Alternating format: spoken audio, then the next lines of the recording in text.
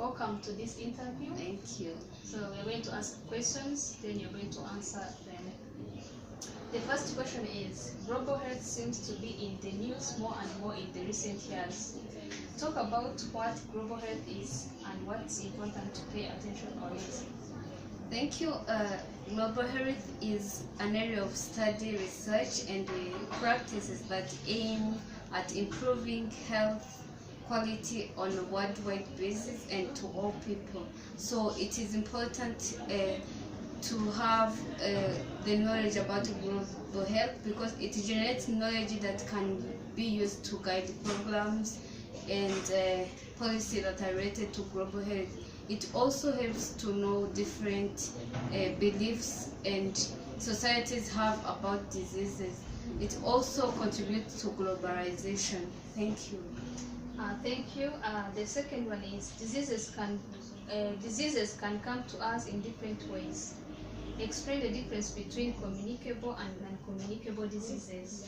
Thank you. I will go first with the meaning of a disease. A disease is any defect that can harm an organ, a tissue, or an entire organism. So the communicable diseases are the ones that can be transmitted from one person to another through hand, like by contact of any means. While non-communicable diseases are those other diseases that cannot be transmitted through contact or any other means from one person to another. Okay, let's talk about Ebola.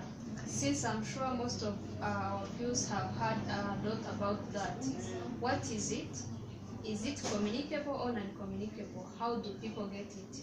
So Ebola is a disease that is caused by a virus. It is a communicable disease that is accompanied with different signs like fever, headache, muscle pain, weakness, fatigue, diarrhea, and unexplained breathing.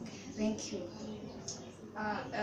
So the fourth question is, what would raise a person's risk of getting Ebola? So a person would have the risk to get Ebola once they are maybe a nurse, like they can be easily in contact with the virus, or when they live with the patients who are suffering from Ebola. That time they can be able to get in contact with those patients, their fluids, or yeah. Okay, the fifth question is, so to prevent or at least lessen the chance of getting Ebola, what would people do?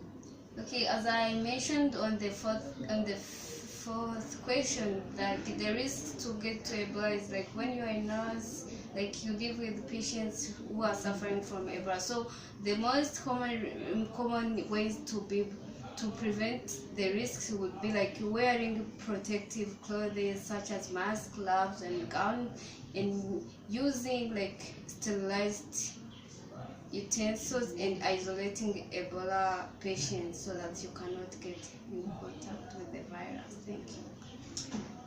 Outbreaks such as the one related to Ebola can generate a lot of rumors, misinformation, and even panic about what the disease is. How is it transmitted, and how likely people are to get it? Talk about the need for educating people about facts versus myths. Facts are like evidences or ideas that are based on scientific evidences as proofs of statements, while myths originate from generating different thoughts and beliefs people have. So it is important to educate people about the myths, because some people do like maybe isolate or treat victims in different way depending on because of the myths they have about a certain disease. So that would be harmful, and if they have enough knowledge about the disease, they will be able to treat people in a fair way. Thank you.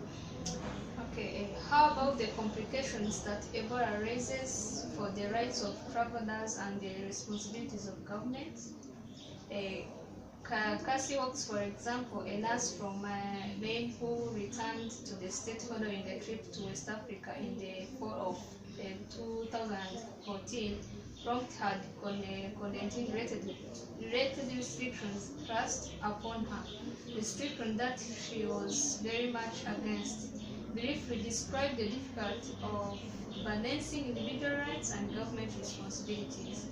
Truly, it is difficult to balance individual rights and government responsibilities. This is because when the government is trying to accomplish some of their responsibilities, sometimes individual rights are not respected. So, since the government is above citizens, it ends up violating individual rights. In this case, I can say that the nurse has the right to enter in the school, but her rights were violated because she had the purpose to save people's life from being infected of Ebola, but then she was restricted to enter the school, so her rights were violated. Thank you. Okay, then let's talk about smoking and tobacco use, which is considered a big world health problem and raises similar issues to Ebola in terms of rights and responsibilities. Just about everyone knows that smoking harms health. What does it do to the body? Smoking has a wide range of effects on the body, but these are the main ones and the most fun. Smoking can cause cancer, heart diseases, there are also pregnancy complications, and sometimes people do get pulmonary diseases. Thank you. Okay. What about the second-hand smoke? Explain what that is and how it affects people. Second-hand smoke is when a person is smoking exhales the air, and then another person who is smoking inhales the air. In that case, the person who inhales the air from the smoker is a second-hand smoker, and second-hand smoking also affects people in the same way, like causing cancer, pregnancy complication, and the heart diseases as in primary smoking. Thank you. Okay, thank you. The last question is: people don't typically think of tobacco as a drug like heroin and cocaine, but the addiction it creates is strong, isn't it? Should we think of tobacco use as a form of substance abuse? Yes, we should think of tobacco use as a form of substance abuse because tobacco itself is contain a substance called nicotine, and nicotine is among substance abuse, and people who smoke inhale that substance. It's also addictive as any other type of abuse. Thank you. Thank you for talking to us. Thank you.